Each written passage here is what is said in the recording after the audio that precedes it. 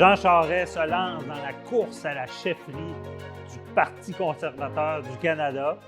On a la chance de parler à un bon vieux libéral, qu'on appelle, qui va nous donner son opinion sur cette course. Jean Charest, est-ce que le Québec lui a pardonné Mashuré? On en parle avec Maître Jean-Paul Boilly, qui a été organisateur politique pour le financement et qui connaît Jean Charest. Bonjour, Maître Boilly. Une rectification, pas pour le financement, c'était une petite partie de ma carrière, mais j'étais organisateur et militant politique pendant 35 ans. Parti et vous connaissez Jean Charest? Je connais Jean Charest assez bien pour vous dire que oui, je pense qu'il va devenir chef, parce que c'est la question.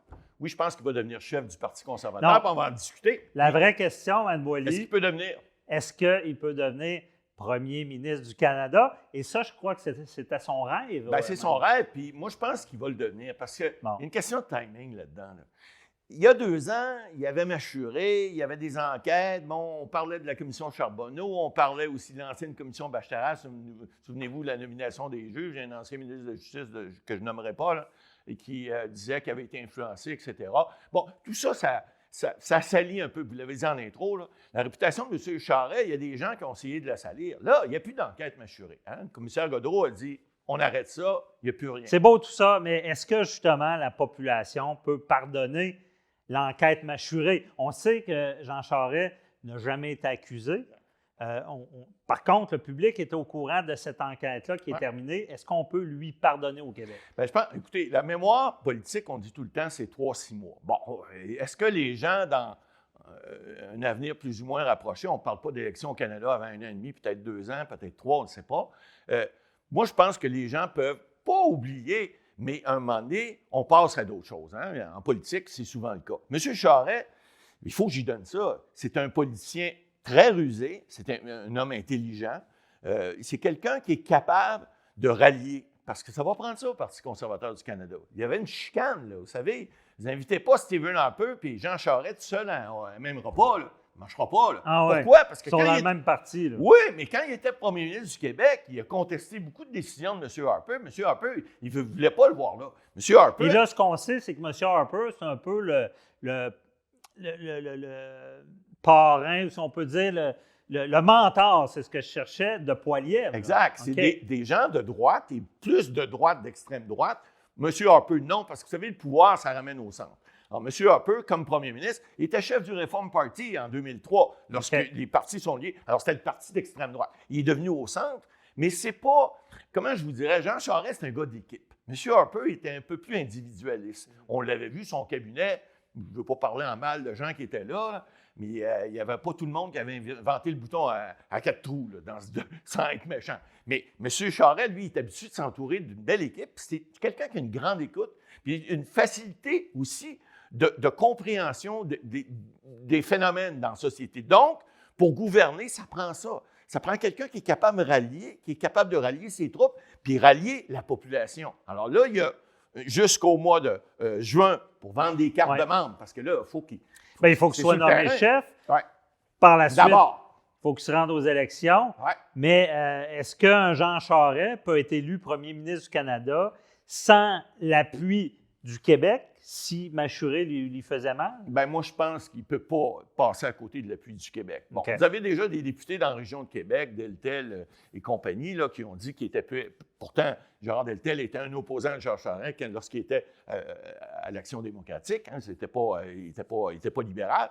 Mais ils sont capables de se rallier ensemble. Puis, je pense que M. Charest va être capable de faire un consensus. C'est important. Parce que les conservateurs, c'est leur problème. Là. Ils ont eu 2 chefs, Andrew Scheer et M. O'Toole, qui n'étaient pas capables de faire un consensus. Ils n'ont pas été capables de rallier leurs troupes pour former un gouvernement. Alors, je pense que M. Charest, évidemment, ça y prend le Québec pour ça. Et là, à date, bien, il y a les députés conservateurs du Québec qui semblent avoir un consensus avec Jean Charest. Il faut qu'il aille chercher l'Ouest. Et c'est là, c'est pas pour rien qu'il a parti sa campagne à Calgary. Parce que là, on s'entend que ça ressemble à un combat entre Jean Charest et M. Poilievre. Pas mal. C'est quoi la différence entre les deux? Bien, vous en avez un qui est... Bon, vous l'avez dit, là, M. Poilievre, c'est un peu... M. Harper était son mentor, quelqu'un d'extrême droite, quelqu'un avec des positions qui sont très strictes sur, par exemple, l'avortement, sur des choses de l'environnement, etc. Donc, ça plaît un peu plus à la population de l'Ouest qui, généralement, est un peu plus à droite que la population de l'Est. L'Ontario, le Québec, bon, il y a de la droite, mais de l'extrême droite, il y en a moins. Il y en a, mais il y en a moins. Donc, M. Poilievre a une partie de clientèle du Parti conservateur qui est à lui. Mais il faut comprendre que sur le terrain, vous avez un monsieur qui est là-dessus, qui n'est pas beaucoup dans les sondages, on parle de 3-4 Patrick Brown, qui est un organisateur politique en Ontario, qui peut être important. Ça devient un joueur à ce moment-là, parce qu'oubliez pas, ce sont les membres qui vont élire le chef du Parti conservateur. Dans la constitution du parti, dans les règles, et on doit aller chercher ces membres-là. Puis on va parler d'argent un petit peu. Bien, parlons d'argent, parce que ça coûte cher se lancer. C'est pas gratuit. Dans cette course-là. Comment ça marche, là? Bien, il faut déposer d'abord... Combien d'argent ça prend? M. Charest a dit déposer un chèque de 100 000 là, pour être juste candidat. Il n'est pas encore accepté. Il y a un comité qui va l'accepter, puis après, il va payer un autre 200 000. Mais c'est-tu de l'argent de sa poche? Bien, c'est ça, là. Le financement des partis politiques, on en a assez parlé, là. Vous avez eu une commission, la commission Charbonneau, hein, on a vu, là, il y avait des fois des affaires que c'était pas toujours bon. Hein. Ça a changé beaucoup depuis. Alors là, maintenant, les gens ne peuvent plus aller chercher, dans mon temps, on allait chercher 10 000 dans les sociétés. C'était beaucoup plus facile d'aller chercher parce qu'on peut dépenser jusqu'à 7 millions de dollars par candidat. C'est de l'argent. Ça, c'est pour vous n'avez pas ça dans vos poches, ces millions-là? Bien, ça sert à payer tout ce qu'il y a de dépenses pour un candidat à la chefferie. Vous avez aux États-Unis M. Trump qui a dépensé au-dessus de 500 millions. Ici, c'est des peanuts, 7 millions de dollars, mais c'est quand même beaucoup d'argent parce que dans chaque comté, on doit avoir des organisations pour aller chercher les membres. On a jusqu'au 3 juin pour avoir des membres qui vont avoir droit de voter et élire le nouveau chef. Et donner je pense que c'est 1 600 par personne. 1 675, c'est le nouveau plafond que la loi électorale du Canada, on est des juristes, que la loi électorale prévoit maintenant. Alors, 1 675, pour atteindre 7 millions, ça en prend du monde. Mais donc, tout ça pour ramasser 7 millions. Et si je comprends bien, l'argent fait une différence. On peut se servir de ça pour faire de la pub, pour se faire voir. Ben oui. Ça fait une différence pour être élu. Là. Ben, c'est important. Parce que vous savez, l'image en politique, c'est important. Vous avez beau avoir le candidat le plus intelligent. Moi, je me souviens d'avoir travaillé pour Claude Ryan à l'époque. Et mon Dieu, c'est le plus intelligent, je pense, qu'on a eu, mais avec l'image zéro. Là. Stéphane Dion, c'est la même chose. C'est des gens brillants, intelligents. Michael Ignatieff. Mais avec l'image, Jean Charest, l'image, il l'a. Il faut y donner ça. C'est un débatteur extraordinaire. Dans un débat avec Pierre Poilievre, il va le manger tout rond, j'en suis convaincu. Puis je ne suis pas conservateur, là. Je vous dis ça parce que c'est la réalité. C'est la réalité que je perçois. Et quand je vous dis ça, bien, c'est pour ça que je vous dis, moi, je pense que sur le terrain, il va gagner parce qu'on voit que des pourcentages, au moment où on se parle, M. Bernier, il est à 10 puis Poilievre à 40 Pour moi, ce n'est pas un problème. Ce n'est pas un obstacle majeur, M. Charest. Il va être capable de monter puis d'aller chercher sur le terrain parce qu'il y a des gens avec lui. Il y a des organisateurs. On a vu au Québec, là, il y a des libéraux qui sont des libéraux aussi au fédéral qui ont dit « Non, on va travailler avec Jean Charest. » Je ne vous dis pas que je vais voter conservateur pour autant, mais voyant Jean Charest... on va pas aller trop non, loin, mais voyant Jean Charest là, ça me rassure. Je me dis... Au bout de 8 ans, dans 1 an et demi, 2 ans, ça va faire 8 ans que M. Trudeau Mais c'est quand même impressionnant, politique, ce que vous dites. Ouais. Mais là, on parle d'un ancien premier ministre d'une province de Québec. Libéral. Libéral, qui se retrouve avec les conservateurs pour être premier ministre du Canada. Oui. Ça se voit souvent, ça? Ça s'est jamais vu. N'oubliez pas une chose, le Parti conservateur, le premier chef, Alexandre MacDonald, était un néolibéral, entre guillemets. Alors, et ça a évolué au fil du temps.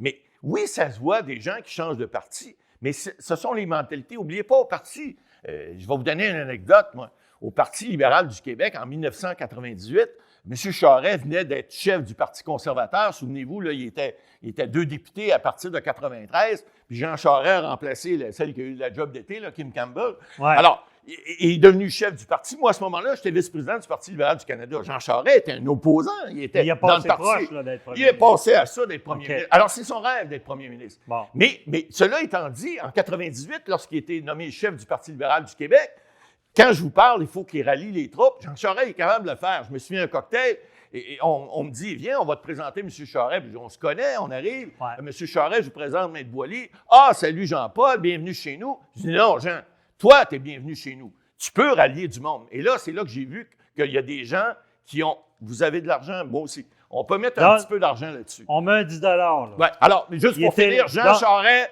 a compris qu'il était nouveau dans un nouveau parti qui s'appelait le Parti libéral. Il avait de la misère à le dire libéral au début, c'était dur.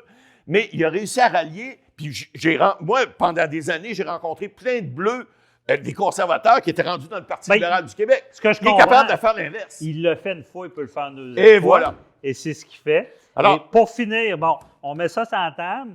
Et là, vos prédictions. Mâchuré, ça va passer. De toute façon, il n'est pas accusé. Il n'est pas accusé de rien.